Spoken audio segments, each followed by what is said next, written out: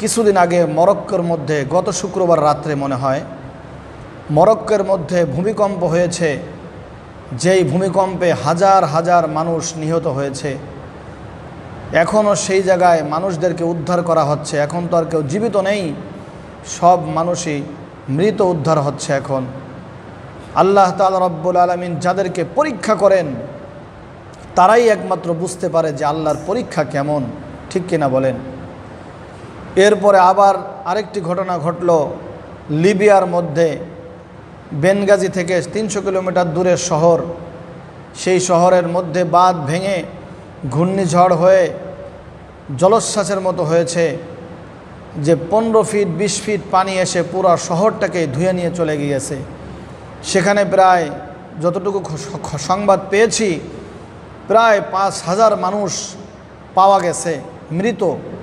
আরও প্রায় 10, 15, 20 হাজার লোকের এখনও কোনো হদিস নাই, মনে হয় তারা সাগরে চলে গিয়েছে। আল্লাহ তাআলা যাদেরকে পরীক্ষা করেন তারাই একমাত্র বুঝতে পারে যে আল্লাহর পরীক্ষায় পাশ করা অনেক কঠিন ব্যাপার, ঠিক কিনা বলেন। আমি সংবাদ মাধ্যমে দেখতে পেলাম এমন এমন লোক মিডিয়ার সামনে এসেছে যার পরিবারের 30 জন সদস্য সে হারিয়েছে ওই ঘূর্ণিঝড়ে লিবিয়ার মধ্যে। এমন এমন লোক মিডিয়ার সামনে এসেছে যে তার পরিবারের 12 জন লোক 15 জন লোক হারিয়েছে। তারপরেও কয়েকজন লোকের কণ্ঠস্বরে শুনতে পেলাম যে সে বলতেছে অতি কষ্ট মানুষ যখন পায় তখন কিন্তু মানুষ কান্না বাদ দিয়ে অনেকেই হাসে। অতি কষ্ট যখন পায় মানুষ, সেই লোকটা হাসতেছে আর বলতেছে আমি এমন একজন ব্যক্তি যে আমার পরিবারের 18 জন সদস্য, আমার পরিবারের 30 জন সদস্য আমি এই ঘূর্ণিঝড়ে হারিয়েছি। তারপরেও আমি আল্লাহর ঈমান থেকে, আল্লাহর বিশ্বাস থেকে, বিশ্বনবী সাল্লাল্লাহু আলাইহি ওয়াসাল্লামের বিশ্বাস থেকে আমি এক চুলও পরিবর্তন হই নাই। সুবহানাল্লাহ, এর নামই হলো ঈমান। দেখেন এত কষ্টের মধ্যেও এই লোকটি ঈমানের কথা আলোচনা করছে মিডিয়ার সামনে, সারা পৃথিবীতে এই প্রচারটা হয়েছে, আলহামদুলিল্লাহ। এখন আমি আপনাদেরকে যে মেসেজটা পৌঁছাইতে চাই সেটি হলো হাদিসের মধ্যে এসেছে যখন এই দুনিয়ার মধ্যে মদ, জুয়া, ব্যভিচার, জেনা, গুনাহ সয়লাভ হয়ে যাবে তখন মহান আল্লাহ তাআলা রব্বুল আলামিন এই মানুষদেরকে সতর্ক করার জন্য বিভিন্ন আযাব গজবের মধ্যে পতিত করবেন। এই আযাব গজব আসার যে আল্লাহ পাক দিবেন এটা কারো জন্য সুফল বয়ে আনবে আর কারো জন্য কুফল বয়ে আনবে। যারা এই আযাব আর গজব দেখে সতর্ক হয়ে যাবে যে আমাদের পাপাচার বেড়ে গিয়েছে, জিনা, ব্যভিচার, মদ, জুয়া, নেশা আর গুনাহের সব কিছু বেড়ে গিয়েছে, সুদ, ঘুষ, এই জন্য আল্লাহ তাআলা আযাব দিচ্ছে, আমি আর এইগুলোর মধ্যে জড়িত হব না, তার জন্য সুফল বয়ে আনবে। বলুন ঠিক কিনা। আর যারা এই আযাব গজব দেখার পরেও যারা সতর্ক হবে না তাদের জন্য কুফল বয়ে আনবে, কেননা মাঝে মধ্যে তারা এই সমস্ত ঘূর্ণিঝড়ের মধ্যে পড়ে গিয়ে তারা ঈমান হারা হয়ে মারা যাবে। আর যারা সতর্ক থাকার পরেও এই মারা যাবে তারা কিন্তু আল্লাহ রব্বুল আলামিনের দরবারে শহীদের মর্তবা পাবে, তারা আল্লাহ রব্বুল আলামিনের দরবারে ছাড় পাবে। বলুন সুবহানাল্লাহ। তাহলে আমাদের কি করা উচিত? এই সমস্ত আযাব গজব দেখে অবশ্যই আমাদের তওবা করা উচিত, অবশ্যই আমাদের আল্লাহর হুকুমের প্রতি পাবন্দী হওয়া উচিত, অবশ্যই নামাজ, রোজা, হজ, যাকাত যত ইসলামের মূল বিষয়গুলো আছে এই বিষয়গুলোকে পরিপূর্ণভাবে পুঙ্খানুপুঙ্খভাবে আদায় করা উচিত। বলুন ঠিক কিনা। আমরা সকলেই দোয়া করি সারা পৃথিবীর মুসলমানকে যেন আল্লাহ তাআলা রব্বুল আলামিন হেদায়েত দান করে, সকলে বলুন আমিন। সারা পৃথিবীর সমস্ত মুসলমানদেরকে আল্লাহ তাআলা যেন সেফটি দান করেন, বলুন আমিন। আর যারা মরক্কোর যেই সমস্ত মুসলমান ভাই বোনেরা ইন্তেকাল করেছেন আল্লাহ তাআলা তাদেরকে যেন কিয়ামতের দিন শহীদের মর্তবা দান করেন, বলুন আমিন। আর বেনগাজি সেই লিবিয়ার মধ্যে যেই সমস্ত ভাই বোনেরা, যেই সমস্ত বাচ্চারা ইন্তেকাল করেছে, সাগরের মধ্যে চলে গিয়েছে, আল্লাহ তাআলা তাদেরকে যেন জান্নাতের ফয়সালা দান করেন, বলুন আমিন। আর আরেকটি বিষয় হলো আল্লাহ তাআলা আমাদেরকে, আমাদের দেশটাকেও যেন এই ধরনের আযাব গজব থেকে হেফাজত করেন, বলুন আমিন। মুহতারাম হাজিরিন, আমাদের আলোচনা চলতেছিল ঈমান সম্পর্কে। কি সম্পর্কে? আমাদের আলোচনা চলতেছিল ঈমান সম্পর্কে।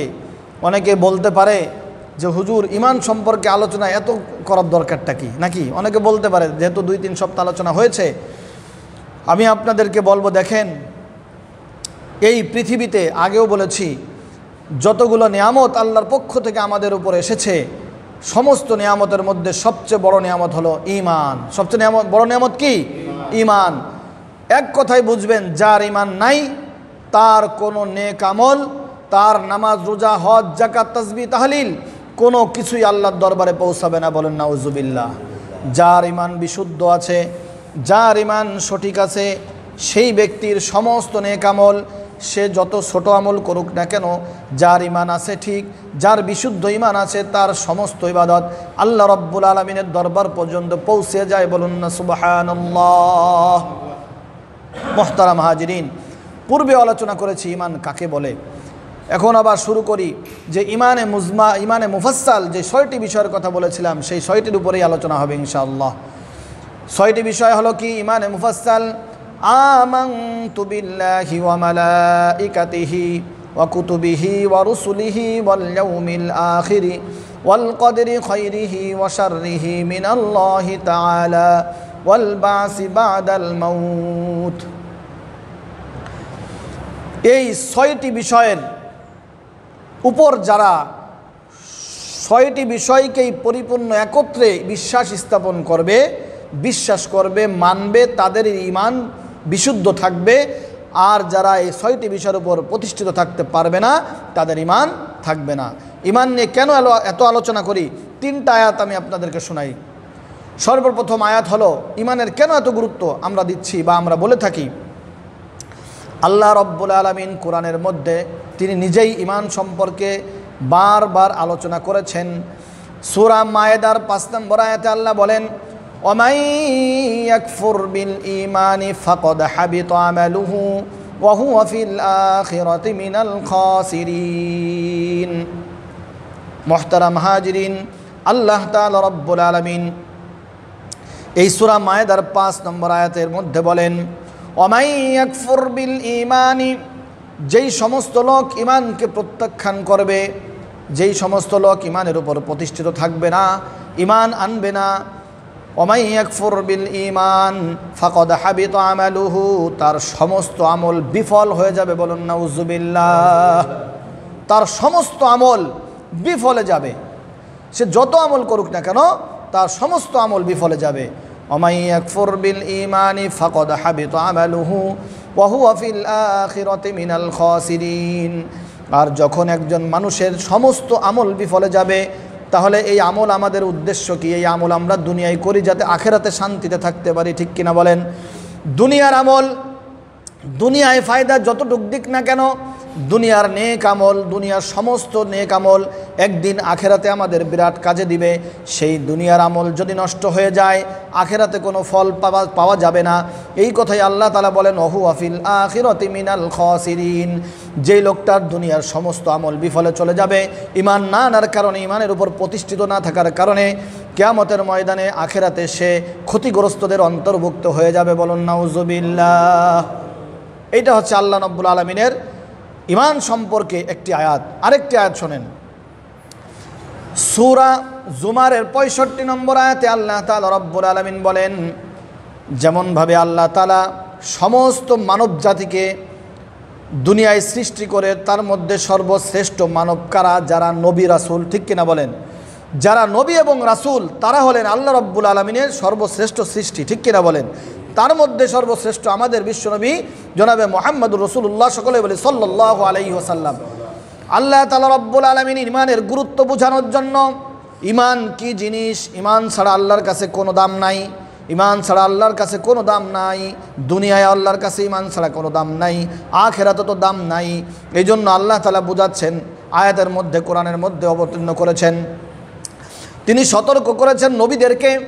তাহলে ঈমানের কতটা গুরুত্ব আমাদের বোঝা উচিত, যে নবীদেরকেও আল্লাহ রব্বুল আলামিন ঈমান সম্পর্কে সতর্ক করতেছেন কিভাবে। আল্লাহ রব্বুল আলামিন সূরা জুমারের 65 নম্বর আয়াতে বলেন, ওয়ালাকাদ উহিয়া ইলাইকা ওয়া ইলাল্লাযিনা মিন ক্বাবলিক, বলতেছেন হে নবী, অবশ্যই আপনার প্রতি এবং আপনার পূর্ববর্তী সকল নবীদের প্রতি আমার এই মেসেজ পৌঁছে দিয়েছি, এই মেসেজ পাঠিয়েছি, এই ওহি পাঠিয়েছি, ওহি নাজিল করেছি, এই কথা পৌঁছেছি আপনাদের কাছে। লাইন আশরাকতা, যদি আপনি আল্লাহর সাথে কাউকে শরিক করেন, লাইন আশরাকতা লা ইয়াহবাতান্না আমালুকা, তাহলে আপনার সমস্ত আমল বৃথা হয়ে যাবে। বলুন নাউজুবিল্লাহ। শুধু তাই নয়, ফাকাদ হাবিতা, লাইন আশরাকতা লায়াহবাতান্না আমালুকা ওয়া লাতাকুনান্না মিনাল খাসিরিন, সমস্ত আমল বিফল হয়ে যাবে, বৃথা হয়ে যাবে এবং নিঃসন্দেহে আপনি কিয়ামতের দিন পরকালে আপনি ক্ষতিগ্রস্তদের অন্তর্ভুক্ত হয়ে যাবেন। বলুন নাউজুবিল্লাহ। এই কথা কার? আল্লাহর। কাদের উদ্দেশ্যে বলেছেন? নবীদের উদ্দেশ্যে বলেছেন। কেন বলেছেন? নবীকে বললে তো আর তার উম্মতদেরকে বলার কোনো দরকার নাই, কারণ নবীরাই তো আল্লাহর কথা উম্মতদেরকে পৌঁছায় দেয়, ঠিক কিনা বলেন? 3টা আয়াত শোনালাম, এরকম অসংখ্য আয়াত আছে যে আয়াতের মধ্যে বলা হয়েছে ইমান কি জিনিস। ইমান সবচেয়ে বেশি দামি। যার ইমান ঠিক নাই তার জিন্দেগি ঠিক নাই, তার দুনিয়াও যেমন ঠিক নাই, আখেরাতও তো ঠিক নাই। সুতরাং ইমান সম্পর্কে বেশি বেশি আলোচনা হওয়া উচিত। কি কাজে ইমান থাকে, কি কাজে ইমান থাকে না, এগুলো আলোচনা হওয়া উচিত কিনা বলেন? যেই বিষয়টা পরকালের সাথে সম্পর্ক, যেই বিষয়টা জান্নাতের সাথে সম্পর্ক, যেই বিষয়টা ইমান জাহান্নামের সাথে সম্পর্ক, যেই ইমান আল্লাহর সাথে সম্পর্ক, রসুলের সাথে সম্পর্ক, ধর্মের সাথে সম্পর্ক, সেই ইমানের আলোচনা বেশি বেশি হওয়া উচিত। তাহলে মানুষ বুঝতে পারবে যে ইমান কাকে বলে আর ইমান কতটা জরুরি, ঠিক কিনা বলেন? আগেই বলেছি যে ইমান হলো আমানতু বিল্লাহি ওয়া মালাইকাতিহি ওয়া কুতুবিহি ওয়া রুসুলিহি ওয়াল ইয়াউমিল আখিরি ওয়াল কদরি খায়রিহি ওয়া শাররিহি মিনাল্লাহি তাআলা ওয়াল বাসি বাদাল মাউত। এখানে 6টি বিষয় আলোচনা করা হয়েছে। এই 6টি বিষয় আগেও বলেছি যে আল্লাহ তাআলা রব্বুল আলামিনের প্রতি বিশ্বাস স্থাপন যেভাবে করতে হবে, 2 নম্বরে তার ফেরেশতাগণের প্রতিও সেইভাবে বিশ্বাস স্থাপন করতে হবে, 3 নম্বরে আসমানি কিতাব সম্পর্কে সেইভাবে ঈমান আনতে হবে, বিশ্বাস করতে হবে, 4 নম্বরে আল্লাহর যত নবী রাসূল আল্লাহ দুনিয়ার মধ্যে পাঠিয়েছেন সমস্ত নবী রাসূলগণের প্রতি ঠিক সেইভাবে বিশ্বাস স্থাপন করতে হবে। তারপরে 5 নম্বরে আল্লাহ তাআলা ভালো মন্দ তাকদীরে আল্লাহ তাআলার মালিক, যে আমাদের ভালো হতে পারে মন্দ হতে পারে, এই বিষয়ে বিশ্বাস স্থাপন করতে হবে। এবং 6 নম্বরে পরকালের প্রতি বিশ্বাস স্থাপন করতে হবে। এই সবগুলো ইমান, এই সবগুলোই ইমান, এই সবগুলো একত্রে বিশ্বাস করার নামইও ইমান। কথা বুঝতে পেরেছেন? এখন আসেন, যেই সমস্ত কথা আমি পূর্বের জুমায় বলেছিলাম যে আজ সারা পৃথিবীর মধ্যে ইহুদি নাসারাদের চক্রান্তে শিক্ষা ব্যবস্থাকে যেভাবে ঢেলে সাজানো হয়েছে যাতে প্রত্যেকটা মুসলিম সন্তান ফজরের পরে উঠেই সে যেন কিন্ডারগার্টেনে চলে যেতে পারে, সে যেন ইংলিশ মিডিয়ামে চলে যেতে পারে, ফজরের পরে যাতে কোরআন শিখতে না পারে, ফজরের পরে যেন এই ইমান মুজমাল মুফাসসাল শিখতে না পারে, এইভাবেই কিন্তু সারা দুনিয়া এগোচ্ছে। কারণ আগে আমরা দেখেছি ছোটোবেলায় যখন আমরা পড়াশোনা করেছি, আমাদের ছোটোবেলায় দেখেছি যে আমরা সকলেই ইমানে মুজমাল শিখেছি। কোথায়? মক্তবে শিখেছি। অধিকাংশ মক্তব সেই সময় চালু ছিল। কিন্তু আজ দুঃখের বিষয় মুসলমানদের যে অস্তিত্ব, সেই অস্তিত্বকেই টান দিয়েছে ইহুদি নাসারারা। তারা শিক্ষার ব্যবস্থা এইভাবে করেছে যার কারণে আমাদের কলিজার টুকটা সন্তানেরা এই ধরনের ইসলামী শিক্ষা থেকে বিশাল আকারে বঞ্চিত হচ্ছে। যেই বঞ্চিতটা একদিন আমরা বুঝতে পারবো, যখন বুঝতে পারবো তখন আমাদের কোনো কাজে আসবে না। এখন আপনারা বলেন আমার কথা ঠিক কিনা? এখনের সন্তানেরা সকালবেলা কি ফজরের পরে মসজিদে মক্তবে যায় না? অধিকাংশ বাচ্চা যায় না, অধিকাংশ বাচ্চা যায় না। সারা বাংলাদেশ কেন পৃথিবীব্যাপী দেখেন খুঁজে যে মক্তবগুলা বন্ধ হয়ে আছে। সীমিত কিছু মক্তব হাতে গোনা চালু আছে, তাও কোথাও সকালে আছে, আবার কোথাও বিকালে চালু আছে, ঠিক কিনা বলেন? ইমান শিখতে হবে মসজিদে, মক্তবে, ইমান শিখতে হবে পরিবার থেকে। যদি ইমান শিখতে না পারা যায় তাহলে আপনার ছেলে যেমন বিপদগামী হবে এবং সেই বিপদে আপনিও পতিত হয়ে যাবেন। বলেন নাউজুবিল্লাহ। এখন যারা পূর্বে এই ইমানটাকে ইহুদি নাসারা চক্রান্তের পরেও যারা ফাঁক ফোকর দিয়ে শিখতে পেরেছেন ইমানে মুফাসসাল, যে কাকে ইমান বলে, অর্থ বিশ্বাস করেছেন, অর্থ মুখস্থ করেছেন, ইমানে মুফাসসাল মুখস্থ করেছেন, আমি তাদেরকে বলতে চাই তাহলে আমরা কয়টা বিষয়ের উপর ইমান, কয়টা বিষয়ের উপর বিশ্বস্ত হওয়ার কারণে, বিশ্বাস স্থাপন করার কারণে আমরা ইমানদার হয়েছি? বলেন তো দেখি কয়টা? 6টা বিষয়। কয়টা? 6টা বিষয়। কথা বলতে হবে। 6টা বিষয়। আল্লাহর প্রতি বিশ্বাস, ফেরেশতাগণের প্রতি বিশ্বাস, আসমানি কিতাবের বিশ্বাস, নবীদের প্রতি বিশ্বাস, ভালো মন্দ তাকদীরের প্রতি বিশ্বাস, আর 6 নম্বরে গিয়ে হলো আখিরাতের প্রতি বিশ্বাস, ঠিক কিনা বলেন? মুহতারাম হাজিরিন, এই 6টা বিষয় একত্রে যারা বিশ্বাস করবে তাদের ঈমান থাকবে। এই 6টা বিষয় একত্রে যারা বিশ্বাস করবে না তাদের ঈমান থাকবে না। বলুন নাউজুবিল্লাহ। যদি কোনো ব্যক্তি এই 6টা বিষয়ের উপর ঈমান আনতে পারে, বিশ্বাস করতে পারে এবং তার জীবনকে পরিচালনা করতে পারে, এই 6টা বিষয়ের উপর প্রতিষ্ঠিত থাকতে পারে, সেই হবে ঈমানদার। আর যদি কোনো ব্যক্তি এই 6টা বিষয়ের কোনো একটাকে বিশ্বাস না করে, কোনো একটাকে না মানে, বিশ্বাস না করে, অথবা এমন কোনো কাজ, এমন কোনো কথা সে বলে যেই কথার দ্বারা বোঝা যায় যে এই 6টা বিষয়ের কোনো একটি বিষয়ে অমান্য করা বোঝায়, অমান্য করা অবধারিত হয়ে যায়, মান্য আর সে করে না, তাহলে সে ঈমানদার থাকতে পারবে না, সে মুসলমান থাকতে পারবে না। বলুন নাউজুবিল্লাহ। তাহলে বুঝতে পারলাম যে এই 6টা বিষয় একত্রে বিশ্বাস করার নামই হলো কি? ঈমান। এর মধ্যে 3 নম্বর একটা বিষয় আমি আপনাদের বলেছি, 3 নম্বর ঈমান আনতে হবে আসমানি কিতাবের উপর। কিসের উপরে? কোরআনের উপরে, আসমানি কিতাবের উপরে। কেন আনতে হবে? দেখেন, মহান আল্লাহ তাআলা রব্বুল আলামিন মানব জাতির হিদায়াতের জন্য হযরতে দাউদ আলাইহিস সালামের উপরে অবতীর্ণ করলেন জবুর নামে আসমানি কিতাব। কি নামে? জবুর নামে আসমানি কিতাব। ঠিক তেমনি ভাবে আল্লাহ তাআলা রব্বুল আলামিন মানব জাতির হিদায়াতের জন্য হযরতে মূসা আলাইহিস সালাতু ওয়াস সালামের কাছে নাজিল করলেন, মূসা আলাইহিস সালামের উপর অবতীর্ণ করলেন তাওরাত নামে আসমানি কিতাব। ঠিক তেমনি ভাবে আল্লাহ তাআলা রব্বুল আলামিন হযরত ঈসা আলাইহিস সালাতু ওয়াস সালামের কাছে মানব জাতির হেদায়েতের জন্য অবতীর্ণ করলেন ইনজিল নামে কিতাব। মুহতারাম হাজিরিন, এইভাবে আল্লাহ তাআলা রব্বুল আলামিন যুগে যুগে নবীদের উপর প্রায় শতাধিক কিতাব নাজিল করেছেন, আসমানি কিতাব। একমাত্র উদ্দেশ্য ছিল মানব জাতির হেদায়েত। বলুন ঠিক কিনা?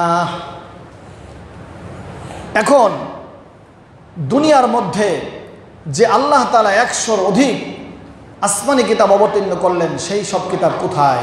একটা প্রশ্ন হয় না? সেই সব কিতাব দুনিয়ার মধ্যে কিছু কিতাব এখনও আছে, যেমন তাওরাত আছে, ইনজিল আছে, কিন্তু এইগুলো ইহুদি খ্রিস্টানেরা বিকৃতি করে ফেলেছে। আল্লাহ তাআলা নিজেই কোরআনের মধ্যে বলেছেন যে এইগুলো ইহুদি এবং খ্রিস্টানেরা ইচ্ছা করে তারা বিকৃতি করে ফেলেছে। ইউহাররিফুনাল কালিমা আম মাওয়াদিহি। আল্লাহ তাআলা বলতেছেন যে এরা ইচ্ছাকৃতভাবে আসমানি কিতাব, আল্লাহ তাআলার কিতাবকে তারা কি করেছে? বিকৃতি করে ফেলেছে। এই বিকৃতি করার কারণে ওই সমস্ত কিতাবের উপর মূল কথা হলো ঈমান আনতে হবে ঠিকই, কিন্তু ওই কিতাব এখন অচল। ওই কিতাব কি? এখন অচল। এখন একমাত্র কিতাব বিশ্বাস করতে হবে, সেটা হলো একমাত্র আল্লাহ তাআলার কোরআন।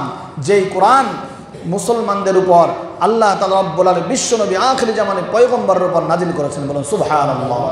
এই কোরআনের প্রতি বিশ্বাস করার নামই হলো কি? ঈমান। এখন যদি কোনো মানুষ এখানে প্রশ্ন করতে পারে যে পূর্বে তাওরাত, জবুর, ইনজিল যে নাজিল হলো বা তারও পূর্বে যত কিতাব নাজিল হয়েছে, এই সমস্ত কিতাব যেইভাবে তাদের উম্মতেরা, সেই নবীর উম্মতেরা বিকৃতি করে ফেলেছে, তাহলে আমাদের নবী বিশ্বনবী মুহাম্মদ রাসূলুল্লাহ সাল্লাল্লাহু আলাইহি ওয়াসাল্লামের উপর যে কিতাব অবতীর্ণ হয়েছে, কোরআন নামে যেই কিতাব, ১৫০০ বছর পরেও সেই কিতাব কি পূর্বের অবস্থায় প্রতিষ্ঠিত আছে কিনা? একটা প্রশ্ন হয় না? ইহুদি নাসরা তো আপনাকে এই প্রশ্ন করতে পারে, তখন আপনি কি উত্তর দিবেন? একটা প্রশ্ন। তখন তাদেরকে একভাবে একদম স্পষ্ট ভাষায় বলে দেওয়া যাবে যে আল্লাহ তাআলা রব্বুল আলামিন নিজেই বলেছেন পূর্বের তাওরাত এবং পূর্বের ইনজিল, জবুর এর মধ্যে এই কিতাবের এডিশন বিকৃত করে ফেলেছে তাদের কওমেরা ইচ্ছাকৃতভাবে, কিন্তু আল্লাহ তাআলা নিজেই এই কোরআনের সপক্ষে দলিল দিচ্ছেন, ইন্না নাহনু নাযালনা যিকরা ওয়া ইন্না লাহু লাহাফিজুন। আল্লাহ তাআলা বলতেছেন এই কোরআন যেহেতু আমি নিজেই নাজিল করেছি এবং এই কোরআনের হেফাজতের দায়িত্ব আমি আল্লাহ নিজেই নিয়ে নিয়েছি। সুবহানাল্লাহ। তাহলে এই আয়াতের মাধ্যমে বোঝা যায় এই পৃথিবীর সমস্ত মানুষ মিলেও যদি কোরআনকে ভুল প্রমাণিত করতে চায় তাও সম্ভব না। কেননা আল্লাহ তাআলা এই কোরআনের পক্ষে নিজেই দলিল পেশ করেছেন। সুবহানাল্লাহ, সুবহানাল্লাহ। শুধু দলিল নয়, দলিল থাকে, কিন্তু দলিল থাকে কোরআন আর হাদিসে। শুধু দলিল নয়, এই বিষয়ে প্রমাণও রয়েছে যে কোরআন সংরক্ষিত, কোরআন একমাত্র সহি কিতাব যা পৃথিবীতে প্রতিষ্ঠিত থাকবে কিয়ামত পর্যন্ত। বলুন সুবহানাল্লাহ। কোরআন ছাড়া যত কিতাব আছে পূর্বের সমস্ত কিতাব সহি নেই, সমস্ত কিতাব সংরক্ষিত নেই। সময় অল্প, আমি ঘটনার মাধ্যমে আপনাদেরকে জানাতে চাই যে কোরআন যে সংরক্ষিত কিতাব, কোরআন যে কিয়ামত পর্যন্ত বিশুদ্ধ থাকবে, আল্লাহ তাআলা রব্বুল আলামিন এই কোরআনকে সহি রাখবেন, কোনো ভুল কেউ ঢুকাইতে পারবে না। এর যেমনভাবে দলিল আল্লাহ কোরআন এবং হাদিসের মধ্যে রেখেছেন, ঠিক তেমনিভাবে আল্লাহ তাআলা দুনিয়ার মধ্যে প্রমাণও রেখেছেন। বলুন সুবহানাল্লাহ। যারা পড়াশোনা করেন তারা জানবেন যে ডক্টর মরিস বুকাইলি নামে একজন বিশিষ্ট বিজ্ঞানী ছিলেন ইউরোপের।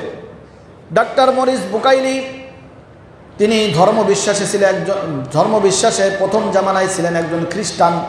ডক্টর মরিস বুকাইলি তিনি একটা অসৎ উদ্দেশ্যে, একটা উদ্দেশ্য তার মাথায় আসলো। সেই অসৎ উদ্দেশ্যটা হলো তিনি চিন্তা করলেন মুসলমানের ধর্ম তো কোরআন, মুসলমান ধর্মের গ্রন্থর নাম তো কোরআন। এই কোরআন যদি আমি রিসার্চ করে এর মধ্যে যদি আমি ভুল বের করতে পারি, তাহলে পুরো ওয়ার্ল্ডের মধ্যে, পুরো বিশ্বের মধ্যে আমি প্রচার করতে পারবো যে মুসলমান ধর্ম ভুল, মুসলমানদের ধর্মগ্রন্থ ভুল, এটা আমি প্রচার করে দিতে পারবো। এই অসৎ উদ্দেশ্য তার মাথায় চাপলো যখন তিনি খ্রিস্টান ছিলেন। এই অসৎ উদ্দেশ্য নিয়ে ডক্টর মরিস বুকাইলি কোরআন রিসার্চ করা শুরু করবেন। কিন্তু যখন কোরআন রিসার্চ করতে গেলেন তখন তিনি দেখলেন যে কোরআন রিসার্চ করতে গেলে তো এই ভাষা জানতে হবে, এই ভাষা তো আমি জানি না। তখন তিনি এই ভাষা শিখতে লাগলেন, আরবি ভাষা শিখতে লাগলেন। আরবি ভাষা শিখতে গিয়ে দেখলেন যে ভাষা শিখতে গেলে তো আমি, কোরআন তেলাওয়াত করা শিখতে গেলে তো আমি অর্থ বুঝবো না, আর এই অর্থ তো আমাকে বুঝতে হলে আরবি ভাষার উপর বিরাট আকারে পাণ্ডিত্য অর্জন করতে হবে, কারণ কোরআন তো আল্লাহর বাণী, কোরআন তো একটা ধর্মগ্রন্থ, এটা তো অনেক বড় ব্যাপকতা রয়েছে। তখন তিনি চিন্তা করলেন যে হায় হায়, আমি যদি রিসার্চ করতে যাই তাহলে তো আমাকে আরবি ভাষার উপর অনেক বড় পাণ্ডিত্য অর্জন করতে হবে, আর না তো আমি রিসার্চ করতে পারবো না। আর যদি আমি পাণ্ডিত্য অর্জন না করে আমি আরবি ভাষার উপরে অর্থ করতে যাই বা রিসার্চ করতে যাই, তাহলে আমার কথা তো কেউ মানবে না। তখন তিনি সৌদি আরবের বাদশার সহযোগিতা নিয়ে সৌদি আরব থেকে তিনি কি করলেন, আরবি ভাষার উপর একটা ডক্টরেট করলেন, অর্থাৎ আরবি ভাষার উপর পাণ্ডিত্য অর্জন করলেন এই ডক্টর মরিস বুকাইলি। এরপরে তিনি রিসার্চ করা শুরু করলেন। কোরআনের শুরু থেকে শেষ পর্যন্ত তিনি পড়তেছিলেন, প্রত্যেকটি হরফ, প্রত্যেকটি শব্দ, প্রত্যেকটি আয়াত, প্রত্যেকটি সূরা শেষ করে ফেললেন, কিন্তু তিনি কোথাও কোনো ভুল পাইলেন না। বলুন সুবহানাল্লাহ। এরপরে ডাক্তার মরিস বুকাইলি চিন্তা করলেন, আমি একজন বিজ্ঞানী, আমি কেন ভুল ধরতে পারলাম না, আমাকে আরও বেশি করে রিসার্চ করতে হবে। কি করতে হবে? আরও বেশিভাবে গুরুত্বের সাথে রিসার্চ করতে হবে, কারণ আমার তো মাকসাদ একটাই, মুসলমানদের ধর্মকে খারাপ প্রমাণ করা, মুসলমান ধর্ম গ্রহণ থেকে ভুল প্রমাণ করা। ডাক্তার মরিস বুকাইলি তখন চিন্তা করলেন যে মুসলমান ধর্মের সর্বপ্রথম জামানার যেই সমস্ত কোরআন হাতে লেখা হতো, সেই সমস্ত কোরআন কোথায় পাওয়া যায় তিনি এটা সন্ধান করা শুরু করলেন। খোঁজ পাইলেন মিশরের কোনো একটা জাদুঘরে হযরত উসমান গনি রাদিয়াল্লাহু তাআলা আনহুর হস্তলেখা কোরআন সেখানে অবস্থিত, সেখানে রাখা হয়েছে মিউজিয়ামের মধ্যে, জাদুঘরের মধ্যে। এই খবর জানার পরে তিনি সেখানে চলে গেলেন যে অবশ্যই আমি এই ১৫০০ বছর আগের হস্তলেখা কোরআন আর এখনের প্রেসের ছাপা কোরআন, এই দুইটা মিলাইলে হয়তোবা আমি কোনো না কোনো ভুল ধরতে পারবো, এই বিশ্বাস নিয়ে তিনি সেখানে চলে গেলেন। যাওয়ার পরে এই কোরআন আর এই হস্তলেখা কোরআন আর প্রেসের কোরআন এক করে যখন তিনি রিসার্চ করা শুরু করলেন, রিসার্চ করতে করতে শুরু থেকে শেষ হয়ে গেল কোরআন তেলাওয়াত করা, কোরআন রিসার্চ করা। এই কোরআনের মধ্যে কোনো একটি আয়াত, কোনো একটি শব্দ, কোনো একটি অর্থ সে ভুল ধরতে পারে নাই। বলুন সুবহানাল্লাহ। শুধু তাই নয়, এই কোরআনের একটা জের জবর, একটা নুক্তা, একটা পেশ তিনি ভুল ধরতে পারেন নাই।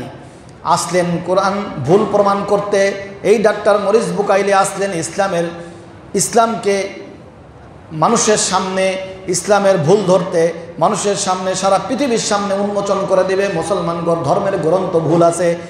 এই উদ্দেশ্যে এসে তিনি যখন এইগুলো পড়া শুরু করলেন, পড়তে পড়তে যে কোরআনের একটা পাওয়ার, কোরআনের একটা যে পাওয়ার আছে, আল্লাহ পাক কোরআনের মধ্যে কিছু মুজিজা দিয়েছেন, এই পাওয়ারে তিনি আকৃষ্ট হয়ে নিজেই কালিমা পড়লেন, লা ইলাহা ইল্লাল্লাহু মুহাম্মাদুর রাসূলুল্লাহ সাল্লাল্লাহু আলাইহি ওয়াসাল্লাম। তিনি বলতেছিলেন এই কোরআনে তো ভুল থাকে না। বললাম ভুল নাই, আমি পেলাম না। কেন পেলাম না? যেহেতু এই কোরআনের মধ্যে আমি ভুল পেলাম না, তাহলে অবশ্যই বুঝতে হবে এই কোরআন একজন মালিকের, যেই মালিকের নাম হলো আল্লাহ। যেই মালিক এই কোরআন পাঠিয়েছেন, এটা কোনো গল্পের বই নয়, এটা কোনো উপন্যাস নয়, কোনো ইতিহাসের বই নয় যে তার মধ্যে ভুল থাকবে। এটা তো সেই মালিকেরই কিতাব, যার মধ্যে কোনো ভুল নাই। আল্লাহ তাআলা নিজেই বলেছেন, ইন্না নাহনু নাযালনা যিকরা ওয়া ইন্না লাহু লাহাফিজুন। বলুন সুবহানাল্লাহ। ডক্টর মরিস বুকাইলি এরপরে মুসলমান হয়ে গেলেন। সুবহানাল্লাহ। মুসলমান হয়ে তিনি সারা পৃথিবীবাসীকে জানানোর জন্য একটা গ্রন্থ রচনা করলেন, একটা কিতাব লিখলেন। তার নাম হলো দি Bible and the Quran and the science. এই বইটা, এই কিতাবটা বাংলায় রচনা হয়েছে, বাংলায় রচিত হয়েছে, বাংলা বের হয়েছে এই কিতাবটার। এই কিতাবটা তিনি লেখলেন। এই কিতাবটা রেখে তিনি সারা বিশ্বকে চুলচেরা বিশ্লেষণের মাধ্যমে বুঝিয়েছেন এই দুনিয়ার মধ্যে যত আসমানি কিতাব এসেছে পূর্বে, সমস্ত আসমানি কিতাবের মধ্যে তাদের কওমরা ভুল ব্যাখ্যা দিয়েছে, এমনকি নিজেরা ওই সমস্ত কিতাবের আলোচনাকে বিকৃত করে ফেলেছে। বলুন নাউজুবিল্লাহ। এটা কারা করেছে? ইহুদি খ্রিস্টানেরা করেছে, তাদের স্বার্থে তারা ব্যবহার করেছে ধর্মীয় কিতাব। ডক্টর মরিস বুকাইলি তিনি নিজে প্রমাণ করে দিয়েছেন চুলচেরা বিশ্লেষণ করে যে, হে পৃথিবীবাসী শুনে রাখো, আমি খ্রিস্টান ডক্টর মরিস বুকাইলি কোরআন রিসার্চ করতে এসে আমি কালিমা পড়ে মুসলমান এমনিতে হই নাই। আমি তোমাদেরকে চোখে আঙ্গুল দিয়ে দেখিয়ে দিয়েছি এই গ্রন্থের মধ্যে ডক্টর মরিস বুকাইলি কোরআনের বিশ্লেষণ করেছেন, চুলচেরা বিশ্লেষণ। যে বিশ্লেষণের মধ্যে এরকম তিনি লিখেছেন যে একমাত্র সারা দুনিয়ার মধ্যে একমাত্র আসমানি কিতাব সহি আছে, সেটার নাম হলো আল কোরআন। বলুন সুবহানাল্লাহ। সেই কিতাবের নাম কি? আল কোরআন। মুহতারাম হাজিরিন, এই কোরআনের যে কত দাম, এটা যদি আমরা ব্যাখ্যা বিশ্লেষণ করি দিনের পর দিন চলে যাবে, তাও এর আলোচনা শেষ হবে না।